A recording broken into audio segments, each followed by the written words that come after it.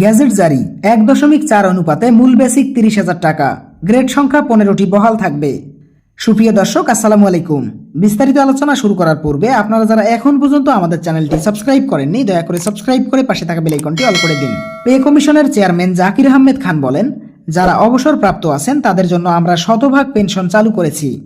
এছাড়াও প্রধান উপদেষ্টা আমাদেরকে নবম পে স্কেল ১.৪ অনুপাতে ১৫টি গ্রেড রাখার বিষয়ে মতামত দিয়েছেন।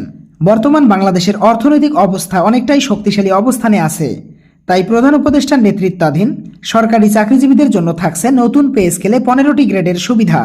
অর্থ উপদেষ্টা ডক্টর সালাউদ্দিন আহমেদ বলেন, সরকারি কর্মকর্তা ও কর্মচারীরা দীর্ঘদিন থেকে অবহেলার শিকার।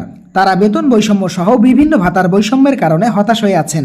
তাই আমরা তাদের জন্য এই নবম পে স্কেল এমনভাবে কার্যকর ঘোষণা করেছি যাতে পরবর্তীতে সংশোধন করতে না হয়। নতুন আঙ্গিকায় সকল হিসাব নিকাশ করা হচ্ছে, যা আগামী ১৫ দিনের মধ্যেই কার্যকর সিদ্ধান্ত আসবে। চলতি মাস থেকেই সরকারি চাকরিজীবীদের জন্য নবম পে স্কেল কার্যকর ঘোষণা করা হবে পে কমিশনের পক্ষ থেকে, তবে সেটা বেতনের সঙ্গে যুক্ত হবে আগামী ২০২৬ জানুয়ারি থেকে। নতুন বছরের প্রথম থেকেই সরকারি চাকরিজীবীরা নবম পে স্কেলের ভাতা ও বেতন ভোগ করবেন। বাংলাদেশের সরকারি চাকরিজীবীদের দীর্ঘদিনের যে চাওয়া পাওয়া ছিল, অবশেষে তাদের প্রতিটি চাওয়া পাওয়া পূরণ করলেন প্রধান উপদেষ্টা।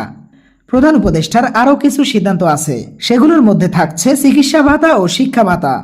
দর্শক, ভিডিওটি চলাকালীন সময় বরাবরই ছোট্ট একটি রিকোয়েস্ট করতেছি, যারা এখন পর্যন্ত আমাদের চ্যানেলটি সাবস্ক্রাইব করেননি, দয়া করে সাবস্ক্রাইব করে পাশে থাকা বেল আইকনটি অল করে দিন।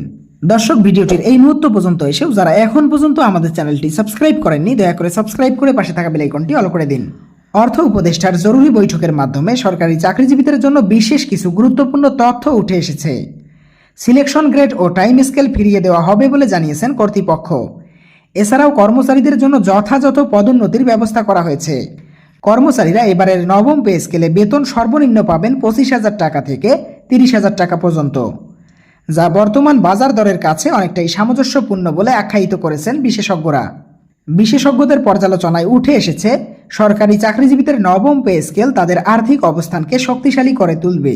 সরকারি চাকরিজীবীদের ন্যূনতম বেসিক কত টাকা রাখা হচ্ছে এ বিষয়ে জানতে চাইলে একজন ঊর্ধ্বতন কর্মকর্তা বলেন, অভ্যন্তরীণভাবে আমরা কয়েকটি বৈঠক করেছি যেখানে এই বিষয়গুলো বারবার উঠে এসেছে, তবে বিভিন্ন নিষেধাজ্ঞার কারণে আমরা এই বিষয়গুলো সরাসরি গণমাধ্যমে জানাতে পারছি না।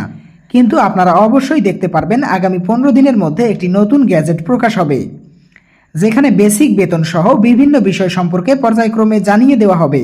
এছাড়াও সরকারি চাকরিজীবীদের বিভিন্ন ভাতা যেগুলো আটকা পড়ে আছে, সেগুলো পর্যালোচনার মাধ্যমে সরকারি চাকরিজীবীদেরকে পুনরুদ্ধারের প্রতিশ্রুতি দিয়েছেন কর্তৃপক্ষ, যেমন সিলেকশন গ্রেড, টাইম স্কেল এবং কর্মচারীদের বিশেষ বিশেষ ক্ষেত্রে পদোন্নতির সুযোগ। এই ৩টি বিষয় নিয়ে বর্তমান সময়ে পে কমিশন কাজ করছেন। আশা করা যাচ্ছে চলতি মাস থেকেই সকল দায়িত্ব পালন করা হবে এবং সরকারি চাকরিজীবীদের জন্য প্রতিবেদন জমা দিয়ে একটি নতুন গ্যাজেট প্রকাশ করা হবে। তো দর্শক, আজকের ভিডিওটি এই পর্যন্তই। আশা করি ভিডিওটি থেকে অনেক উপকার পেয়েছেন। যদি পেয়ে থাকেন তাহলে অবশ্যই আমাদের চ্যানেলটি সাবস্ক্রাইব করে পাশে থাকা বেল আইকনটি অল করে দিন।